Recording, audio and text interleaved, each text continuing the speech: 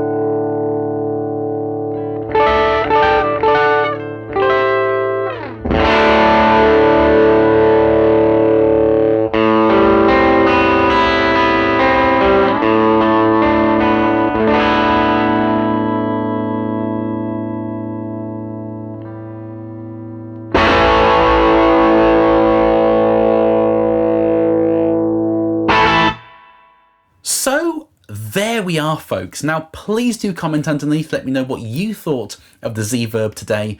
I love chatting nerdy guitar stuff with you folks down in the comments section.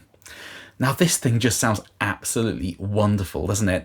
And it's one of those effects that you can just leave on all the time and almost forget it's there. Whenever I hit the foot switch today and turned it off, the guitar just sounded dead and sterile. I just want to leave this thing on all the time. It really enhances your tone and just kind of adds that drop shadow effect. Yes, it can do the drippy Dick Dale thing when you want it to, but set more subtly, it just cushions everything and just adds a kind of halo around your sound. It's absolutely amazing the way it does that.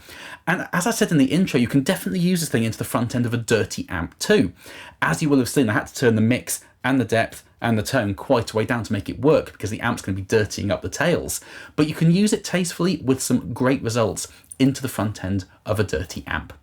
But as always, folks, those are just my thoughts, so please do let me know yours underneath. I love hearing from you guys on all this sort of stuff. So thank you ever so much for watching, folks. I hope this video was interesting and useful for you. Please do carry on subscribing. I know I always say it, but it makes a big difference when you hit subscribe. And I will see you very, very soon. Bye-bye.